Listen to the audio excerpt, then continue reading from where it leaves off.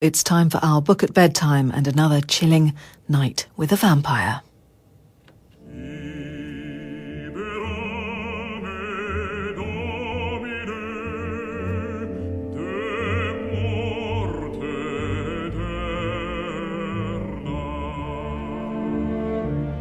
Good evening. Please leave the light on.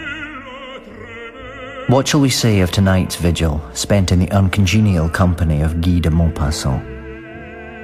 How shall we explain his dreadful visitation? Is it only in the mind, or is it something more?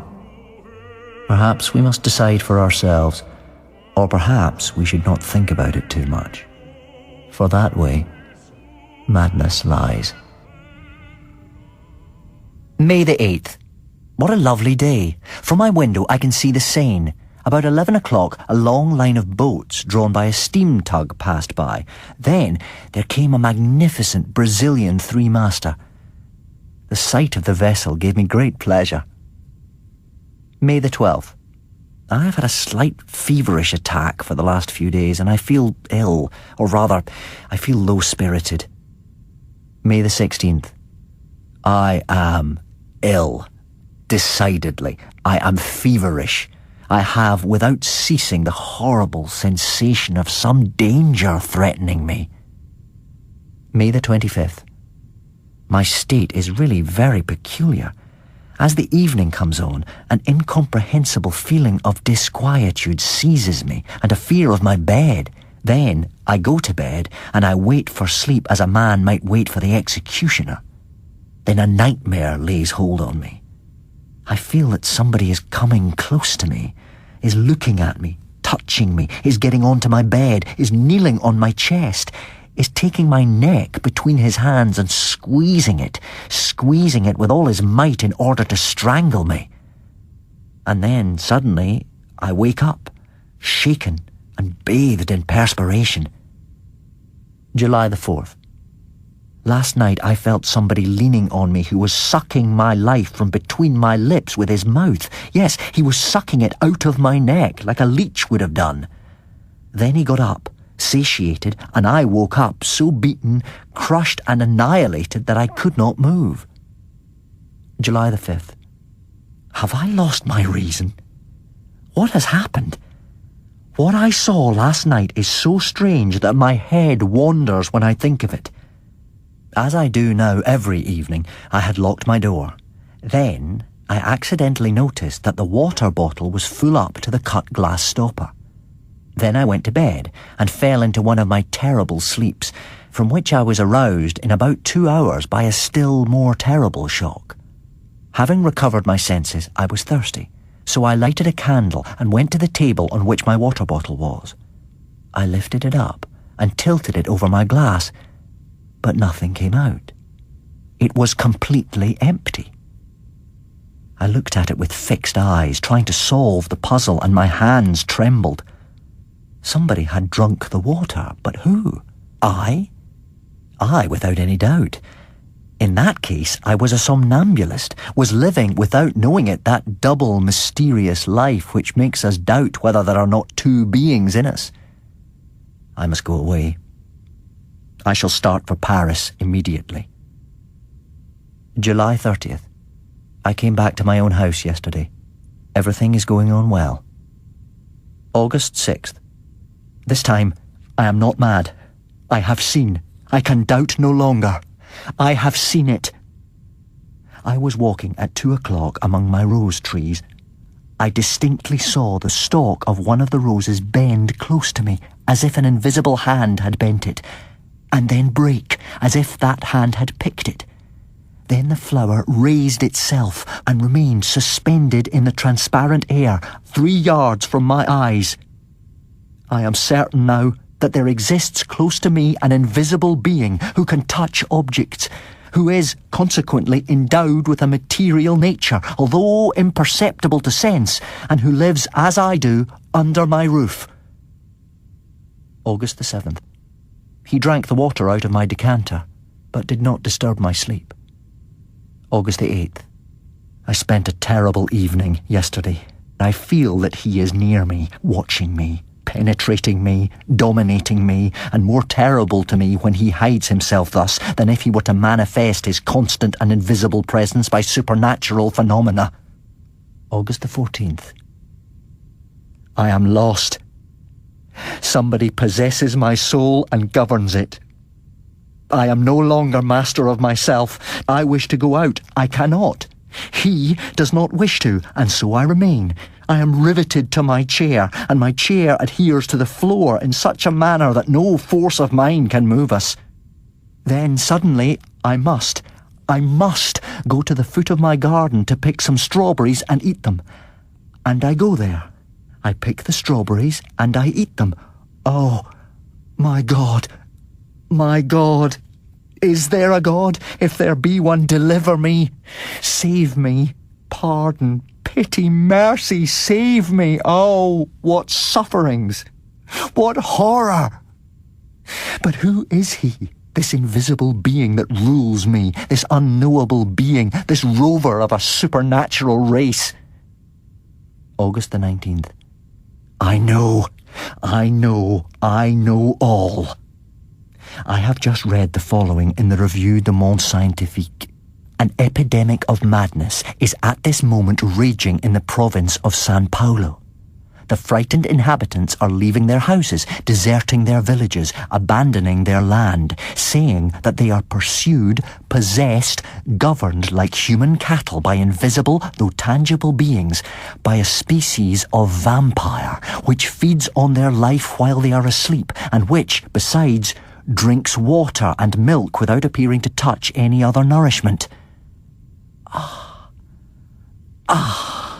I remember now that fine Brazilian three-master which passed in front of my windows as it was going up the Seine on the 8th of last May.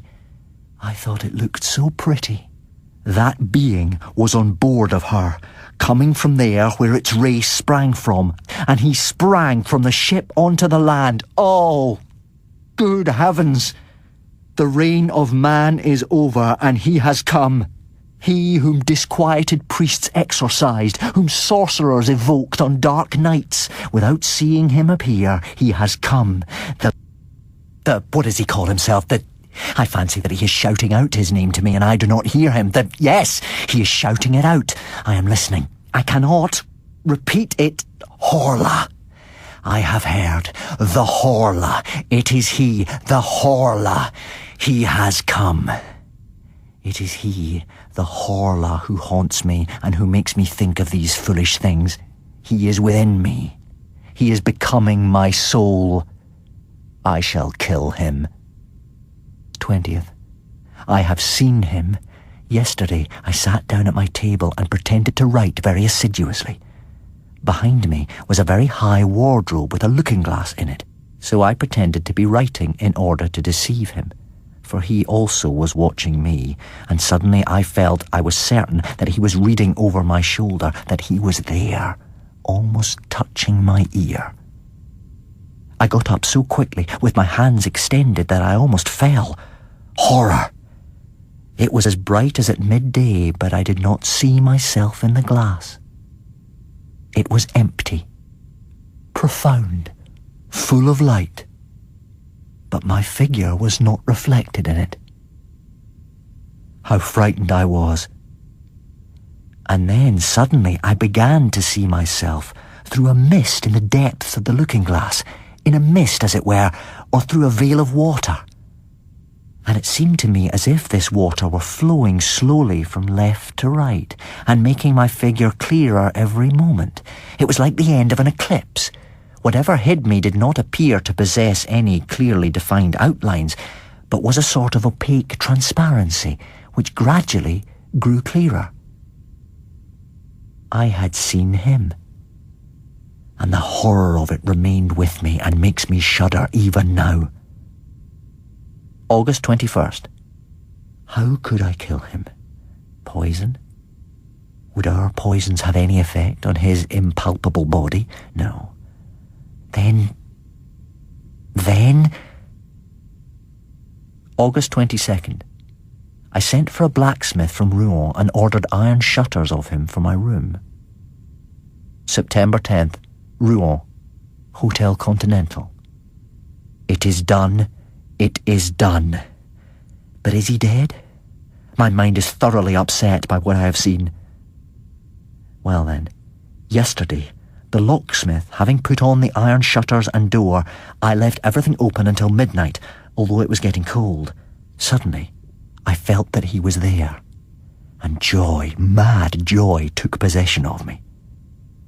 I got up softly, and I walked to the right and left for some time, so that he might not guess anything. Then I fastened the iron shutters, and going back to the door quickly, I double-locked it with a padlock, putting the key into my pocket. Suddenly I noticed that he was moving restlessly round me, that in his turn he was frightened and was ordering me to let him out. I nearly yielded, though I did not quite, but putting my back to the door, I half opened it, just enough to allow me to go out backward. I was sure that he had not been able to escape, and I shut him up quite alone, quite alone. What happiness! I had him fast. Then I ran downstairs into the drawing room which was under my bedroom. I took the 2 lamps and poured all the oil onto the carpet, the furniture, everywhere. Then I set fire to it and made my escape, after having carefully double-locked the door. I looked at my house and waited. How long it was. I already began to think that the fire had gone out of its own accord, or that he had extinguished it, when one of the lower windows gave way under the violence of the flames, and a long, soft, caressing sheet of red flame mounted up the white wall and kissed it as high as the roof. Almost immediately, 2 other windows flew into fragments, and I saw that the whole of the lower part of my house was nothing but a terrible furnace. But a cry, a horrible, shrill, heart-rending cry, a woman's cry, sounded through the night, and 2 garret windows were opened. I had forgotten the servants.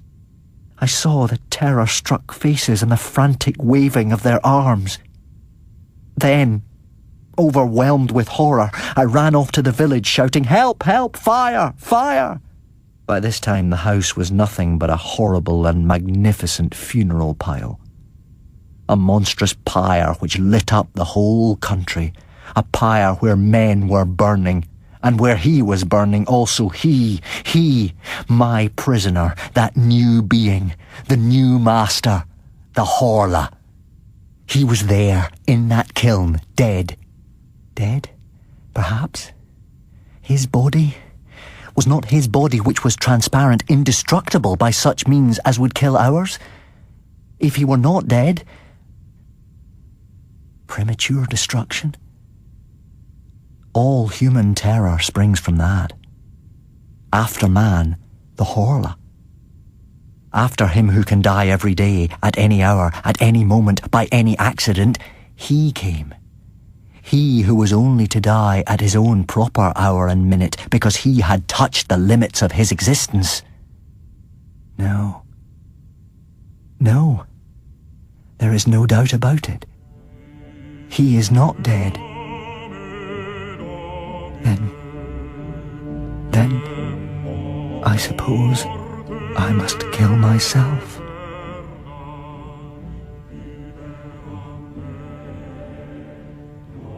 Come back tomorrow, and I will tell you the tale of Luella Miller. Sleep well, if you can.